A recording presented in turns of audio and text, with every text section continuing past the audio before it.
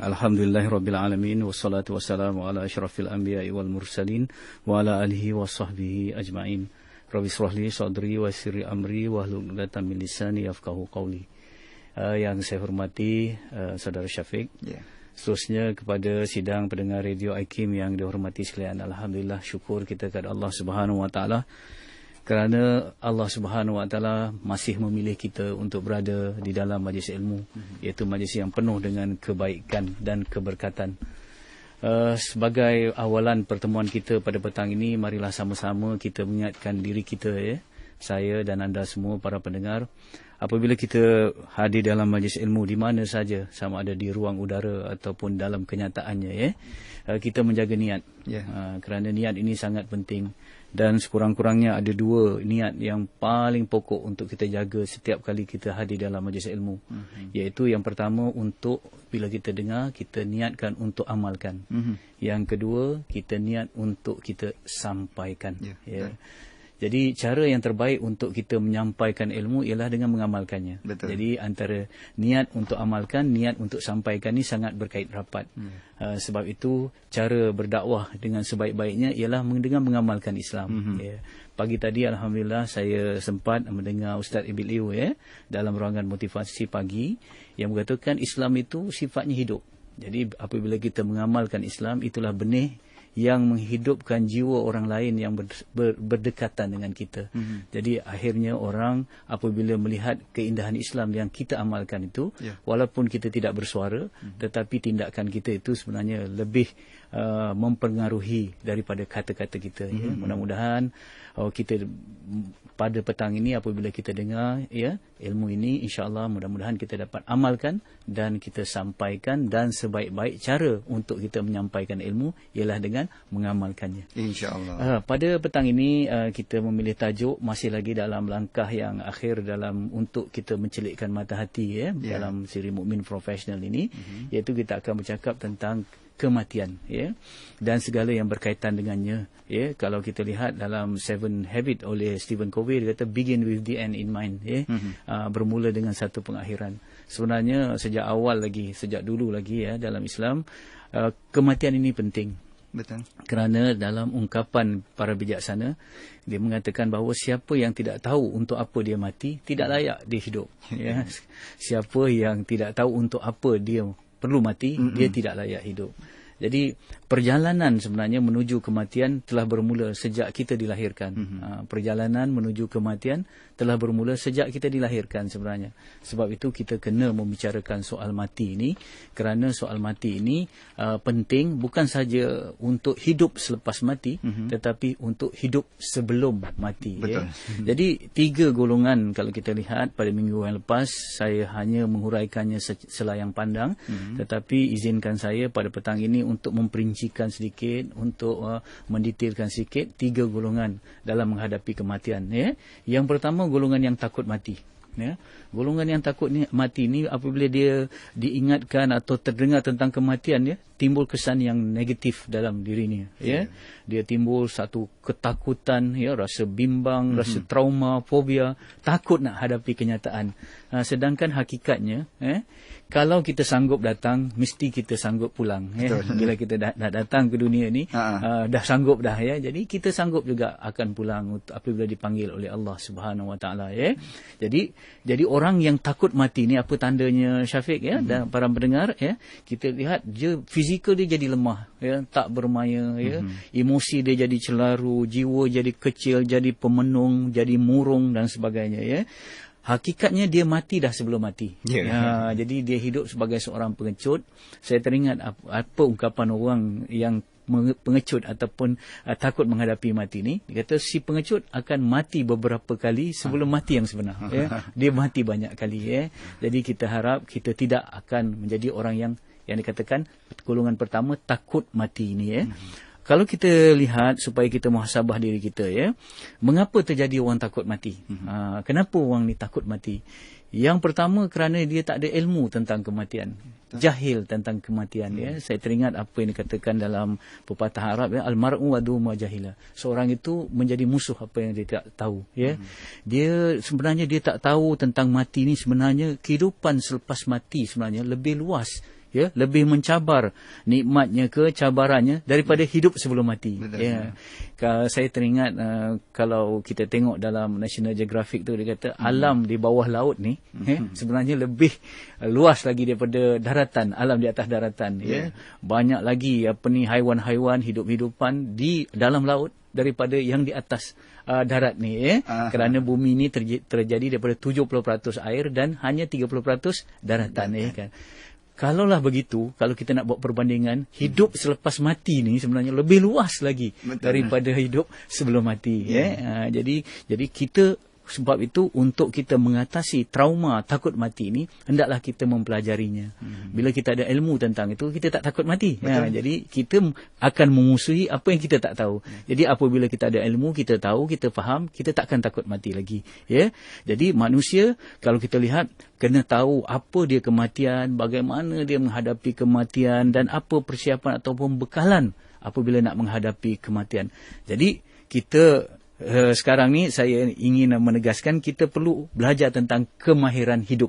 Kemahiran hidup, Tapi hidup tu kita terbagi dua. Hidup sebelum mati dan hidup selepas mati. Ini kemahiran hidup kita, Jadi sebab itu di dalam Islam wajib kita belajar tentang kematian ni, kerana ingat mati adalah satu sifat mahmudah dalam 10 sifat mahmudah yang wajib kita tahu dalam ilmu tasawuf ataupun ilmu akhlak, Yang kedua, kenapa yang kita katakan orang takut mati tadi? Pertama, kerana jahil. Betul. Yang kedua, disebab belenggu dosa-dosa.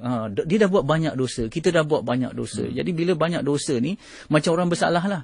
Bila orang bersalah, ditahan reman, kemudian takut nak dihadap pergi mahkamah, kemudian takut pula nak dihukum nanti. Betul. Jadi orang yang takut mati ni kerana dosa-dosa. Jadi dia takut apabila dia melakukan dosa, nanti diseksa di alam kubur, kemudian nanti di padang mahsyar, kemudian melalui timbangan, mizan, kemudian melalui sirat dan sebagainya, akan pergi akhirnya neraka. Takut tu, takut.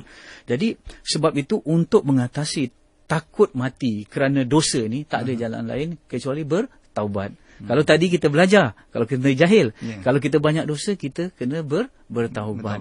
Jadi bila taubat, terungkai dan terelailah belenggu hati kita daripada untuk kita menghadapi kematian kita, Yang ketiga, kenapa orang takut mati? Ini kita suluh diri kita lah, bukan suluh orang lain, Kerana terlalu cinta dunia. Bila terlalu cinta dunia ni panjang angan-angan, Sebab itu kita dengar selalu orang kata nak hidup 1000 tahun lagi dan sebagainya. Dia tidak merasakan dunia ini satu jembatan, tetapi dia rasakan dunia ini satu matlamat, satu tujuan, sedangkan dunia ini bukan matlamat, dunia ini hanya alat. Dunia ini bukan tujuan, dunia ini hanya jalan, dunia ini hanya jambatan. Tak ada orang yang terlalu bodoh untuk membina rumah di atas jambatan, Syafiq, Jadi begitulah, kita tidak akan kekal di sini. Jadi bagaimana kita nak meleraikan cinta dunia yang menyebabkan kita takut mati tadi, iaitu dengan kita zuhud. Zuhud ini bukan tak ada dunia, tetapi tidak mencintai dunia. Dunia mungkin di tangan kita, dunia kita takbir, dunia kita uruskan, tetapi kita menguruskannya dengan tidak mencintainya. Artinya dunia itu kita letak di tangan, akhirat dan kematian itu tetap di hati kita. Ini golongan yang pertama, Syafiq, Izinkan saya sedikit lagi untuk mendengar golongan yang kedua. Golongan yang kedua ni ialah golongan yang lupa mati. Tadi takut mati, dia ingat mati tapi dia takut. Yang ini nak lupa mati. Sama ada dia betul-betul lupa mati ataupun sengaja nak lupa-lupakan mati, buat-buat lupa. Supaya apa? Supaya dia boleh terus bergembira, bergembira dengan kehidupan dunia, nak enjoy, tak ada langsung lah dalam hidupnya pasal nak mengingati kematian. Kalau boleh nak hidup 1000 tahun lagi, selalunya ungkapan ni. Tanda-tanda orang yang benci mati ni, bila sebut, dia tak suka. Bila kita sebut tentang dosa, pahala, tentang syurga, neraka, malaikat kiraman dan katibin, mungkin angkat, dia benci, tak suka. Dia anggap ini soal yang anti climax. Orang nak bersuka-suka, tiba-tiba disebut tentang kematian. You anti climax lah, ini kalau sebut macam ni, macam mana nak maju, macam mana nak membangun. Sedangkan Syafiq, kalau kita tengok dalam Islam, kalau doa makan, Allahumma barik lana fima razaqtana wa qina azabannar. Di hujung tu minta kita selamat daripada api neraka. Ini seolah-olah anti klimak juga. Kita nak makan, nak rasa kelazatan makanan di depan tu semua dah, tiba-tiba diingatkan supaya selamat daripada api neraka. Kenapa? Kerana apabila kita nak makan tu, kita kena ingat bahawa makan tu boleh jadi tenaga. Kita minta keberkatan daripada makanan tu, supaya dengan keberkatan daripada makanan tu kita dapat tenaga dan boleh melakukan ketaatan. Kalau kita tak dapat makanan yang berkat, kita dapat tenaga, kita akan gunakan tenaga tu untuk kejahatan yang menyebabkan kita masuk ke neraka. Begin with the end in mind lagi ya. Masa makan kita ingat neraka ya. Jadi kita akan berhati-hati. Yang kita nak makan tu bukan kira lazat aja, bukan kira berzat je, tetapi apakah halalan, thayyiban dan berkat. Itu penting ya. Jadi itulah sebabnya. Apa sebabnya orang ni yang dikatakan lupa mati, Syafiq ya? Ini kita suluh diri kita ya. Yang pertama, imannya lemah. Kepercayaannya sangat tipis tentang orang kata tentang Allah, tentang kewujudan Allah, tentang keperkasaan Allah dan tentang hadanya hari akhirat tu. Sangat tipis ya. Orang kata setipis kulit bawang lah ya, macam tu ya. Jadi akhirnya kalau kita lihat petanda orang yang lupa mati ni ada dua. Satu, dia bersifat individualistik, terlalu pentingkan diri, tak mau langsung berkorban untuk lain. Kalau dia buat baik pun mesti ada udang di sebalik batu ya, ada manfaat daripadanya. Kalau dia nak bawa orang lain misal kata dalam kereta, macam mana upahnya. Kalau nak tolong, tak ada tolong saja-saja, mesti ada maksud yang tersirat ya. Jadi ini yang kita lihat, terlalu individualistik. Manusia yang lupa mati, yang orang kata yang lupa mati ni individualistik ya. Yang kedua, tanda manusia yang lupa mati ni, dia terlalu materialistik. Dia tadi individualistik, ini materialistik.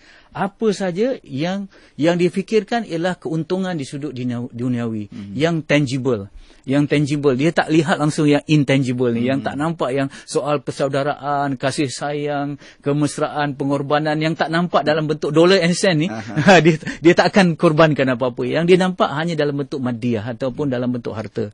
Ini yang dikatakan mazhab yang paling banyak orang mengikutnya, itu mazhab King Midas. King Midas ya. Kita dah belajar dulu King Midas ni macam mana. Kalau dia nak ada satu keajaiban, dia minta dengan seorang ahli sihir. Ya, ceritanya lah, ini cerita ni tak betul tapi pengajarannya betul ya. Jadi dia kata apa, tukang sihir ni kata, apa yang you nak kepada King Midas? Dia kata, saya nak apa saja yang saya sentuh akan bertukar jadi emas. Ini King Midas lah. Jadi dia pun sentuh ini semua jadi emas. Suka sangatlah ya. Tiba-tiba bila dia nak minum, dia pegang air jadi emas. Dah lagi masalah dah. Tiba-tiba ada anak dia yang paling dikasihi, puteri yang paling bongsu yang dikasihi, datang nak memanja dengan dia pegang puteri itu jadi emas.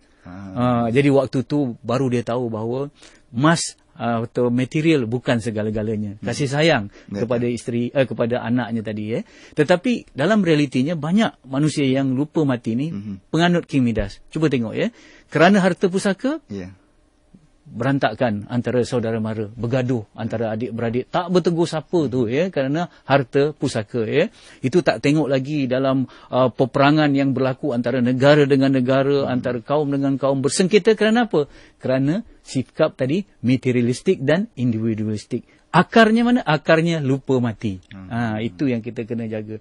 Jadi syaitan ni, Syafiq ya, antara tipuan dia kepada manusia ialah dia meniupkan dalam hati manusia yang kamu ni lama lagi nak mati, lambat lagi nak mati. Jadi ini yang menyebabkan kita terlupa bahawa mati itu boleh datang tiba-tiba. Baru ni saya rasa 2 atau 3 minggu yang lalu Syafiq ya, kita dengar cerita ni sedih ya. Bagaimana seorang suami isteri yang memang pergi kerja bersama. Jadi sampai ke depan pejabat, dia hantarlah isterinya masuklah ke dalam pejabat tu ya, untuk punch kan. Dia keluar, bila keluar tak sampai 3 minit pokok jatuh dan meninggal ya. Adakah terfikir pada pagi itu antara suami isteri mereka akan berpisah dengan tiba-tiba ya? Itu individu yang sekaligus macam World Trade Center tu 3,000 orang sekali mati. Tsunami ya, puluhan ribu sekali mati ya. Jadi siapa pun tidak menyangka mati ini datang tiba-tiba. Jadi kalau kita merasakan bahawa mati lambat lagi, inilah perasaan mereka yang telah mati mendahului kita. Mati lambat lagi. Inilah perasaan mereka. Dan inilah perasaan kita. Mereka telah pergi, kita belum pergi. Sepatutnya kita ambil iktibar. Ya? Dan yang ketiga, sebagai akhirnya sebelum kita berbincang dengan para pendengar, ialah golongan yang ingat mati. Ya, tadi Mula-mula yang dikatakan yang kata golongan yang pertama tadi, golongan yang takut mati, yang kedua yang lupa mati, dan yang ketiga ialah golongan yang ingat mati. Golongan yang ingat mati inilah yang paling maju, paling dinamik dan paling produktif. Kerana apa? Kerana persiapan untuk menghadapi kematian itu dibuat di dunia. Artinya mereka akan beramal, mereka akan buat segala banyak kebaikan sebagai belekalan untuk menghadapi kehidupan selepas mati. Apa kata Profesor Dr. Hamka dengan memberi satu analogi mereka yang ingat mati ni? Dr. Hamka mengatakan bahawa orang yang mengingati mati ni seolah-olah mereka yang sedang bersiap untuk mengerjakan haji. Untuk mengerjakan haji. Bila orang nak pergi haji, orang nak menunaikan haji, mereka akan hafal manasik dia. Manasik ni, haji ni kereta do's and don'ts dia, rukun dan syarat dia hafal dan sebagainya, dia hafal ilmu tentang haji. Bukan saja tu, dia siapkan bekalan, kemudian dia buat persiapan dari segi fizikalnya. Sekarang dah mula berlari-lari kursus ya. Kemudian yang tak sihat tu dah mula berlari-lari supaya nanti bila nak sa'i kan ada tenaga, nak tawaf ada ketenaga. Kemudian dari segi material, simpan duit, kemudian kalau ada yang kata persiapan rohani, dah siap semua dah. Fizikalnya, rohaninya, emosinya dan juga materialnya, semua dengan ilmu dan sebagainya. Jadi orang yang nak menghadapi kematian, kata Dr. Hamka, seperti mana orang yang nak pergi haji. Dia akan bersiap dengan bekalan. Artinya yang pertama, dia yakin dan fokus. Dan dia akan betul-betul tidak was-was dan tidak akan panjang angan-angan. Maksudnya dia buat persediaan tu dengan bersungguh-sungguh. Manfaat segala ruang, segala masa, segala tenaganya, fokus untuk mendapat bekalan yang semaksimumnya. Jadi artinya, orang yang ingat mati meningkatkan sekali lagi produktiviti. Dan orang yang ingat mati selalunya aktif. Ini yang pentingnya. Kemudian, saya teringat lagi, orang yang ingat mati ni, dia merasakan amalannya itu amalan yang terakhir, Syafiq. Bila kita rasa itu amalan yang terakhir, kita akan buat dengan sebaik-baiknya. Jadi sekarang ni kita solat, tak rasa itu solat terakhir. Walaupun Rasulullah SAW mengingatkan kalau solat seolah-olah itu solat yang terakhir. Tapi kita tak rasa macam tu. Sebab kita rasa, insyaAllah selepas asar nanti ada maghrib. Sedangkan tidak ada jaminan. Orang yang solat asar, dia akan bertemu maghrib. Orang yang solat maghrib akan bertemu dengan isyak, kan? Tak ada jaminan. Jadi kalau kita merasai begitu, kita akan buat solat itu dengan terbaik. Begitu juga, bukan solat saja. Apa saja amal ibadah. Jadi di sini saya ingin mengungkap apa yang Dr. Yusuf Qaradawi katakan tentang cinta hidup dan cinta mati. Tajuk kita tadi, cintailah hidup kerana mencintai mati. Apa Dr. Yusuf Qaradawi kata?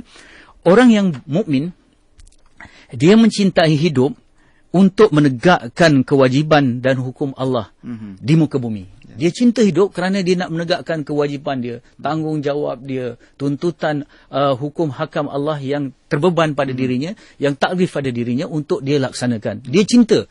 Dia cintakan hidup kerana itu peluang untuk dia beramal. Tetapi dia juga mencintai mati. Kerana dia merasakan bahawa kematian itu akan membawa dirinya untuk bertemu dengan Allah. Tujuan segala pengabdian itu. Jadi seolah-olah kita cinta hidup untuk siapkan hadiah. Kita cinta mati untuk membawa hadiah itu bertemu dengan orang yang nak, ataupun zat yang kita nak, itu Allah Subhanahu Wa Taala. Ini yang kita. Jadi faedah kita mengingati mati ialah yang pertama, kita akan melembutkan hati kita yang keras. Ini saya teringat apa yang telah saya pernah tulis dalam buku Mukmin Profesional. Hadis yang panjang lebih kurang macam ni. Safiyah berkata, seorang wanita berkata kepada Aisyah radhiyallahu anha. Aisyah iaitu isteri kepada Nabi Muhammad sallallahu alaihi wasallam, mengenai hatinya yang keras. Dia kata hati saya keras. Begitu ya. Jadi kemudian Aisyah menjawab, banyaklah mengingati mati, tentu hatimu akan lembut. Jadi wanita itu lalu melakukannya hingga hatinya jadi lembut. Dan dia datang lagi mengucapkan terima kasih kepada Sayyidatina Aisyah. Jadi kalau kita rasa hati kita keras ni macam mana? Sukar minta maaf, sukar memberi maaf, bahasa kita kasar, mudah kita mengumpat, cepat marah, cepat sugul, sensitif sangat dan sebagainya. Itu menunjukkan hati kita keras. Jadi macam mana kita nak lembut hati kita yang keras tadi? InsyaAllah dengan kita mengingati kematian. InsyaAllah kalau ada ruang nanti kita akan tengok bagaimana daripada orang yang ingat mati, kita beralih ke tingkat yang teratas sekali, iaitu orang yang cinta pada mati. InsyaAllah kita serahkan semula untuk kita sama-sama berbincang dengan para pendengar insyaAllah. Terima kasih kepada Ustaz Fahrul. Sedikit dapat kita mengetahui apakah dia yang dikatakan dengan cintailah hidup kerana mencintai mati, topik perbincangan pada petang ini. Dan mungkin kepada teman-teman pendengar yang ingin berinteraksi bersama Ustaz, hubungi kami di 0362051500. Kita ambil panggilan ketika ini untuk sama-sama berinteraksi bersama Ustaz. Assalamualaikum warahmatullahi wabarakatuh. Waalaikumsalam. Siapa di talian? Ya, saya Suzy daripada Terengganu. Ya, Suzy. Silakan soalannya. Okay, Assalamualaikum Ustaz. Soalan saya macam ni. Berkenaan dengan mujahadah. Ya. Boleh tak Ustaz cerita sikit? Kita tahulah mujahadah macam mana kan. Tapi maksudnya benda tu sangat susah. So boleh tak Ustaz cerita dari segi pengalaman orang-orang yang telah melalui, orang alim kan, kita nak tahu macam mana apa yang kita expect dari situ. Maksudnya sebab benda tu macam bila kita lalui itu macam kadang-kadang kita putus asa semua kan. Jadi kalau kita tahu sedikit berkenaan dengan apa expectation kita tu, apa expectation terhadap mujahadah tu kan. So at least ada sikitlah rasa tahu kan. Itu saja Ustaz. Assalamualaikum. Assalamualaikum warahmatullahi wabarakatuh. Terima kasih Uzi. Mungkin kita ambil lagi satu pemanggil Ustaz yang ingin berinteraksi bersama kita di 0362051500. Assalamualaikum warahmatullahi wabarakatuh. Waalaikumsalam. Siapa di talian? Saya Jafni Johari Chicken, Depan Kajang. Ya. Saya nak bertanya pada Ustaz Fahrul. Berkenaan selalu macam orang katakan bahawa macam hidup ni untuk mati, kerjaan hidup ni untuk mati. Tapi orang, tapi macam saya mungkin... Tolong ulang Cik Johari, Cik Josli? Ya, Jafni. Cik Josli, tolong ulang. Selalu orang selalu kata kan macam hidup ni untuk mati, hidup ni untuk mati kan. Tapi macam saya mempunyai satu ideologi yang baru yang mungkin macam Ustaz Fahrul boleh ulaskan. Di mana kalau macam kita selalu kata hidup ni untuk mati, tapi sedangkan macam sebenarnya hidup ni merupakan satu persediaan untuk akhirat, dan juga mati itu juga adalah merupakan satu persediaan untuk akhirat. Di mana kalau mati itu kita sediakan diri kita waktu hidupnya dengan macam amalan dengan anak yang soleh, dengan tulisan buku, dengan ilmu yang kita amalkan, maka pada pendapat saya itu adalah persediaan sewaktu mati untuk ke akhirat. Itu soalan saya yang pertama. Dan soalan saya kedua Ustaz, saya mendapati pada hari Ahad ini Ustaz akan berada di Masjid Negeri Shah Alam, tentang bengkel penulisan dakwah di Masjid Negeri Shah Alam, dan program masjid ini pun anjuran niat. Boleh Ustaz ceritakan lagi tentang kursus penulisan tersebut, kerana saya amat berminat untuk join program tersebut. Itu saja. Okey, terima kasih Encik Jafni. Assalamualaikum. Itu tadi dua pemanggil yang sedikit ada persoalan yang ingin ditanyakan Ustaz. Mungkin Ustaz mungkin boleh menjawab persoalan yang telah diutarakan. Silakan. Pertama, saya ingin mengucapkan terima kasih kepada para pendengar yang turut sama berkongsi untuk memperjelaskan apa yang kita sama-sama dapat pada petang ini. Saya kira dalam soalan-soalan tu pun ada penjelasan. Dan insya-Allah tentang soalan Puan ataupun Cik Suzy daripada Terengganu tadi tentang mujahadah. Mujahadah ini memang suatu yang pahit. Kerana syurga itu manis. Itu je. Jadi kita mesti melalui kepahitan mujahadah untuk kita mendapat kemanisan syurga. Jadi tidak ada jalan lain, tidak ada jalan lain, tidak ada jalan mudah. Itu sudah menjadi sunnatullah. No pain no gain. Kalau tidak ada kesakitan, tidak ada penderitaan, kalau kita nakkan ganjaran. Jadi kena melalui soalan itu. Jadi orang-orang yang bijak, iaitu orang yang kita katakan bijak tu kerana dia mengingati mati. Dia melihat hidup ni ada dua. Satu hidup di dunia ini, iaitu hidup sebelum mati dan hidup selepas mati. Dan hidup yang hakiki itu adalah hidup yang selepas mati. Jadi saya dah katakan hidup di dunia ini adalah jalan, hidup selepas mati, iaitu hidup di akhirat, itu adalah tujuan. Jadi kita lihat begini sebab itu orang yang mujahadah ini dia sanggup mengamalkan prinsip hidup yang saya ringkaskan begini. Pay now, play later. Pay now artinya bayar sekarang supaya kita play, bergembira ataupun bermain-main di kemudiannya ya. Jadi di dunia ini tempat kita pay, kita bayar.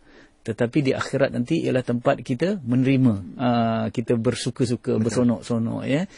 Itu pentingnya. Jadi kesusahan kita sanggup tempuh kerana memikirkan ganjarannya ya. Ini memang terjadi dalam mana-mana saja, bukan untuk merebut kebahagiaan di akhirat. Kebahagiaan di dunia pun begitu ya.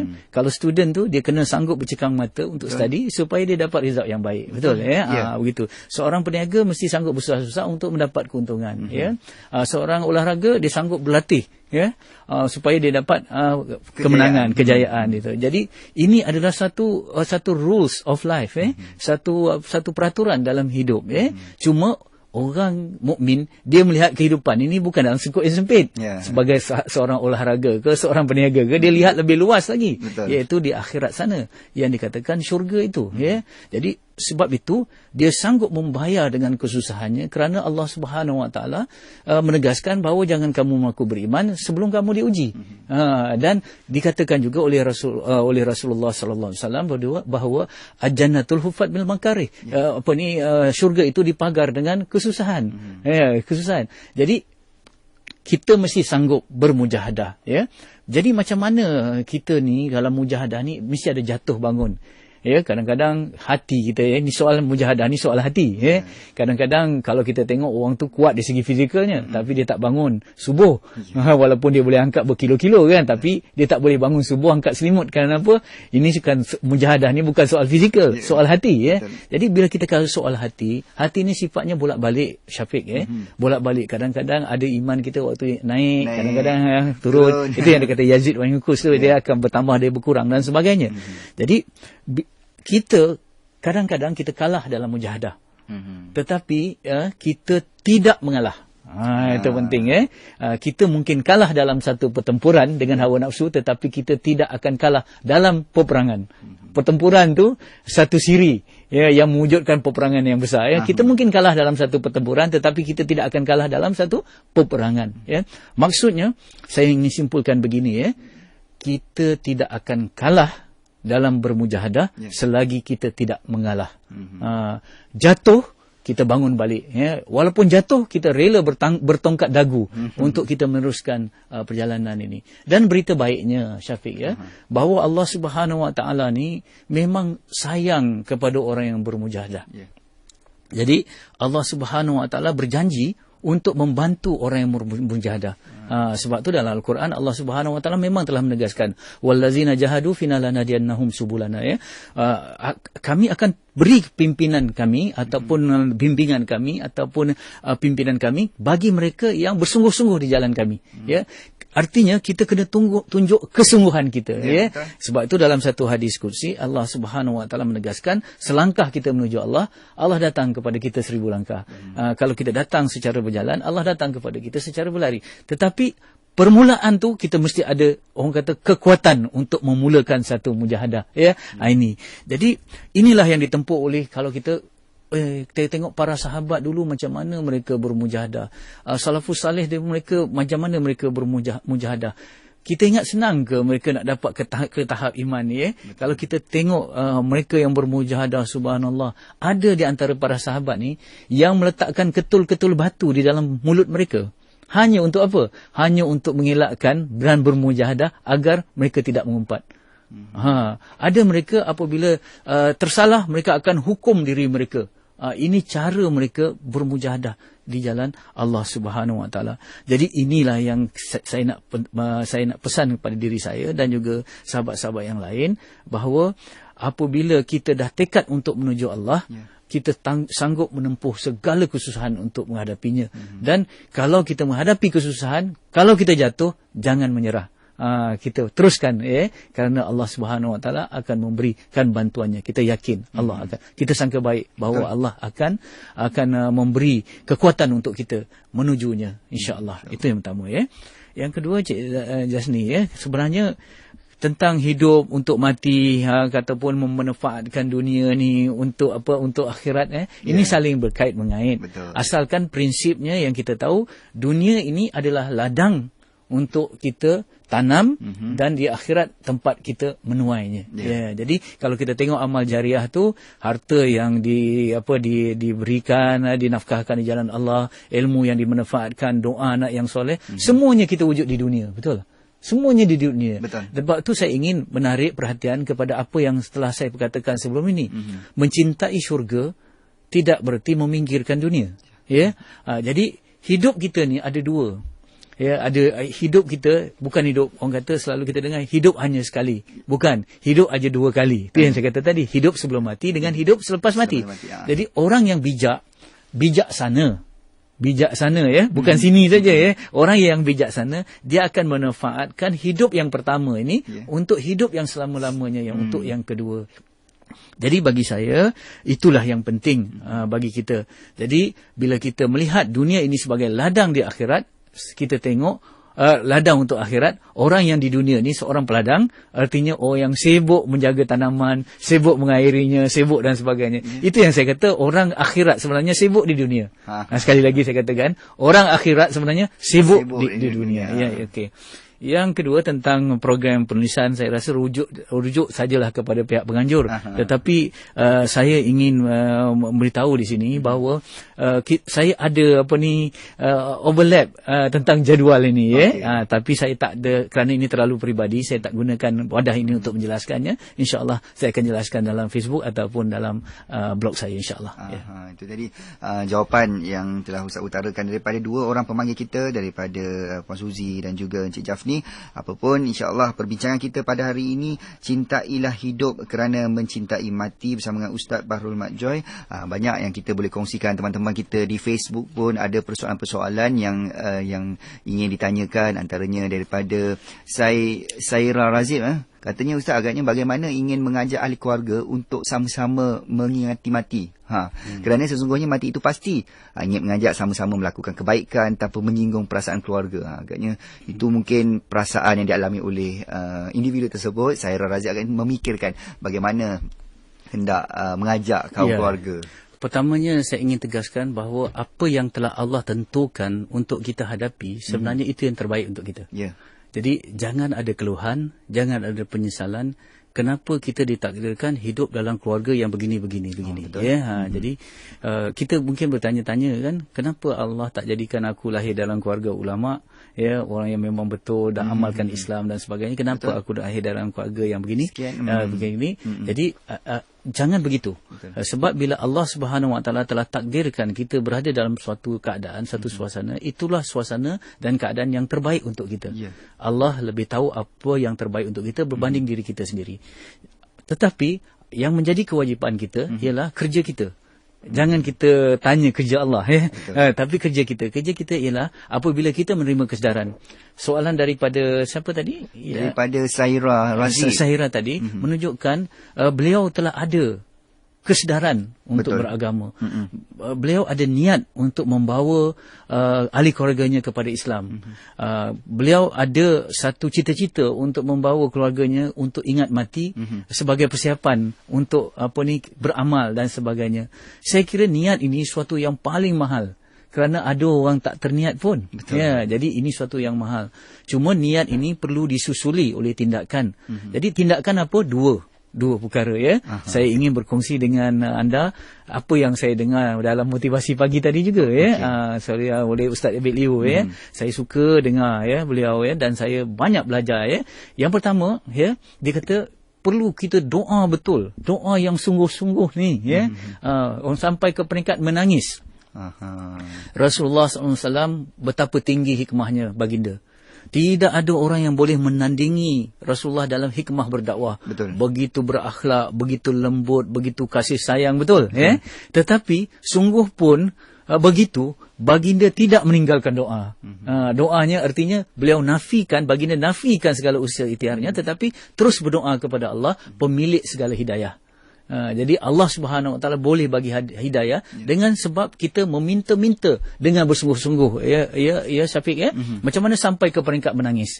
Peringkat menangis. Jadi adab kita dalam berdoa apa dia? Kalau kata ngadap kiblat, ada wuduk, itu adab yang mungkin nombor 2, nombor 3. Betul. Tetapi adab yang pertama, kita kena sangka baik bahawa Allah akan kabulkan doa itu. Yakin bahawa doa itu akan dimakbulkan. Dan keyakinan doa untuk dimakbulkan itu dengan keyakinan bahawa Allah sayang hambanya. Kalau kita sayang keluarga kita, Allah lebih sayang lagi keluarga kita daripada kita sayangkan keluarga kita. Betul. Jadi cuma kita menjadi sebab untuk kita berdoa kepada Allah. Rintihan-rintihan kita. Itu satu. Yang kedua, Islam itu hidup. Kita amalkan saja Islam di dalam rumah tangga kita.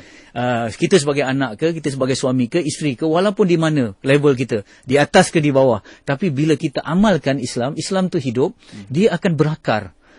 Dia akan bercambah kan? Dan Islam itu sifatnya indah. Ya, sifatnya indah.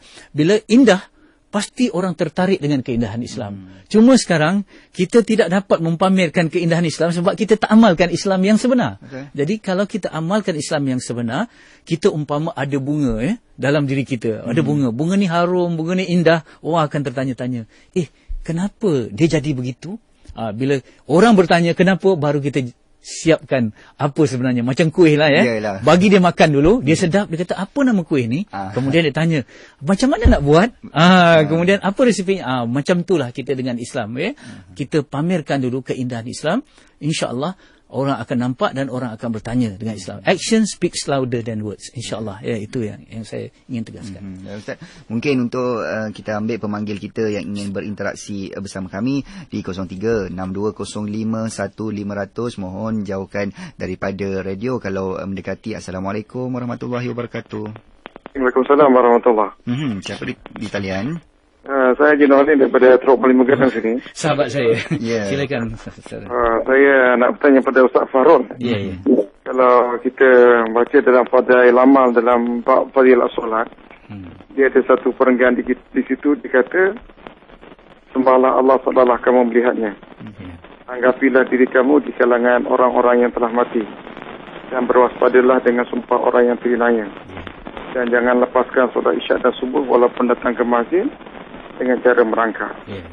Jadi apa yang saya nak minta ditekankan di situ, bahawa dalam perenggan tu di kolom tu diberitahu, anggapilah dirimu di kalangan orang-orang yang sudah mati. Jadi saya mohon pada Al-Fadhil Ustaz insya-Allah untuk dapat perkara ini diperluaskan lagi. Kemudian satu perkara lagi, saya teringat dalam sirah sahabat tu dia tentang Ammar bin Jamuh. Jadi Ammar bin Jamuh ni dia lelaki cacat, Allah Ta'ala takdirkan dia pincang, tempang. Jadi dia pernah doa pada Allah, dia kata sampai ke satu tahap dia kata, aku nak berjihad, janganlah sama sekali sampai kau pulangkan kepada ahli keluarga aku. Jadi adakah kita tidak akan mati sampai kita memohon doa kepada Allah Subhanahu Wa Taala sedemikian rupa? Begitu juga dengan dalam peperangan Yarmouk. Ketemukan aku esok dengan musuh yang gagah, yang kuat menyerang aku dengan segala kekuatan yang ada pada dirinya. Dia izinkan agar hidung aku ini terputus dan aku syahid. Bila di akhirat agar ditanya di manakah hidung kau, aku telah korbankan untuk jalan Allah. Jadi adakah kita dalam keadaan dunia IT sekarang perlu kita doa sampai ke tahap yang sedemikian rupa? Jadi minta mohon Al-Fadhil Ustaz untuk memperluaskan lagi insyaAllah. InsyaAllah. Terima kasih. Assalamualaikum. Terima kasih Tuan Haji Nur Halim yang telah sama-sama membacakan hadis juga kisah sahabat yang insya-Allah kisah-kisah ni akan memberikan rahmat. Min zikri solihin tanzilur rahmah Apabila kita menyebut nama orang soleh ni akan menurunkan rahmat insya-Allah bagi mereka yang mendengar dalam perjalanan ke apa yang kita buat, insya-Allah rahmat akan turun bagi mereka yang kita sebut-sebut nama-nama orang yang soleh ni. Pertamanya saya ingin menegaskan bahawa sahabat Abu Darda dia katakan bahawa apabila kamu terkenang kepada orang yang telah mati, ini bila kita terkenal orang yang telah mati ke, ataupun kita datang ziarah kubur ke, ataupun kita ziarah jenazah, kita nak solat jenazah ke dan sebagainya, apa kata Abu Darda radhiyallahu anhu? Dia kata apabila kamu terkenang kepada orang yang telah mati, maka anggaplah dirimu sudah seperti mereka. Jadi yang kita lihat tu bukan kematian orang, tetapi kematian diri kita sendiri. Jadi kalau kita nak menangis tentang kematian, tangisilah kematian diri kita sendiri. Itu lebih sedih sebenarnya. Jadi kalau kita menganggapkan diri kita telah mati, ataupun diri kita sekarang ni telah akan jadi jenazah, ini akan menyebabkan kita tadi 3 perkara. Kita akan menyegerakan amal. Yang kedua, kita akan apa? Kita akan menyegerakan taubat. Yang ketiga, kita akan hilang kelazatan untuk melakukan maksiat. 3 benda. Sebab itu kafa bil mauti wa izah. Betul, cukup mati itu sebagai peringatan. Sebab apa? Bila kita nak buat maksiat, kita rasa lazat maksiat tu, tapi bila kita ingat mati, tak jadi balik. Itu yang itu. Kemudian kalau kita kata tangguh-tangguh, besoklah taubat, mati boleh datang tiba-tiba, kita menyegerakan. Kemudian kita menyegerakan amal, persiapan kita. Itu penting. Kemudian saya nak katakan bahawa tentang sahabat Ammar bin Jamuh, alhamdulillah kebetulan Ammar bin Jamuh hari ini 2 kali diulang dalam Radio Hakim. Tadi Ustaz Abid Lehi pun ada juga menyebut tentang Ammar bin Jamuh. Jadi jenazahnya bila syahid, kemudian diletakkan di atas unta, nak dibawa balik ke rumah, unta tu tak mau pergi kerana doanya yang bahawa kata dia tidak mau balik lagi ke rumahnya. Jadi ini menunjukkan doa mereka yang begitu hebat. Berjuang, tak mau fikir pulang. Jadi begitu juga ada sahabat, saya ingat saya baca juga ni Abdullah, dia minta dia bertemu dengan musuh yang paling lemah, paling lemah yang boleh menyebabkan semua semua anggotanya dipotong-potong supaya tanda bahawa dia telah berjihad. Hidungnya hilang, kepalanya, telinga, semua itu sebagai bukti bahawa dia telah berjihad dengan Allah. Soalnya sekarang, apakah sanggup kita berdoa begitu? Saya kira sekarang ni kalau kita keluar daripada rumah, kita masih lagi berdoa Bismillahirrahmanirrahim, la yadurruhu ma'ismihi syai'un fil ardi wala fis sama'i wa huwa samiul alim. Kita minta dijauhkan daripada bala, daripada langit, dan juga daripada ini dan sebagainya. Kita minta begitu. Kita minta keselamatan. Kalau kita pergi ke mana-mana, kita minta pergi dengan selamat dan pulang dengan selamat, begitu. Ini bergantung kepada tahap iman masing-masing. Tak salah kalau kita minta yang selamat pulang dan selamat, asalkan tujuan kita keluar tu memang tujuan untuk beribadah dan berjihad. Yang baik untuk kita pulang dengan selamat untuk bertemu dengan keluarga kita, dan di situ juga kita membentuk keluarga yang sakinah. Tak ada masalah untuk kita. Tetapi para sahabat, mereka hebat. Mereka hebat, Syafiq. Hujung kuku sahabat pun kita tak mungkin kita dapat tandingi. Betul. Kehebatan mereka. Kehebatan mereka. Macam Sayyidina Abu Bakar, seluruh hartanya kalau ditanya untuk apa, hanya apa yang ada tinggal Allah dan Rasul saja. Sayyidina Umar separuh, Sayyidina Osman 1/3. Jadi Syafiq, kalau kita macam ni, bagi kita cukuplah sekadar kita mengambil dunia ni yang halal, tapi jangan berlebih-lebihan. Kemudian kita pergilah keluar untuk berjuang, berjihad ataupun berdakwah dengan sebaik-baiknya. Dalam hati kita, mudah-mudahan kita dapat pulang dengan keadaan selamat juga, bertemu dengan keluarga kita dengan keadaan baik, kerana kita ada tanggungjawab. Tetapi sekiranya Allah ambil, kita minta Allah ambil dalam keadaan kita diredai oleh Allah. Tak ada masalah. Jadi kalau para sahabat sampai berdoa begitu, mereka hebat sangatlah. Betul. Kita cukuplah sekedar, orang kata yang ini tahap iman kita. Nak berdoa sebelum makan pun kadang-kadang tak ada. Cuba bayangkan, ini nak berdoa pergi mati, dan minta mati tu mati yang keadaan tragis, sungguh. Jadi bagaimana keadaan itu? Jadi jauh sekali antara kita dengan sahabat. Sebab itu sebagai rumusannya, kalau ingat Syafiq, dalam kita memburu cinta Allah, hendaklah kita melihat orang yang di atas kita, itu sahabat. Tetapi dalam soal-soal dunia, nikmat-nikmat dunia, hendaklah kita melihat orang di bawah kita, supaya kita dapat sabar dan syukur, supaya kita dapat lihat di atas kita, supaya kita timbul kegairahan bahawa kita ni sedikit sangat amal kita. Bagaimana kita nak memburu syurga dengan perkara-perkara yang dengan bekalan-bekalan yang sedikit ini. Itu yang Syafiq, insyaAllah. Apa pun, saya ucapkan terima kasih kepada Ustaz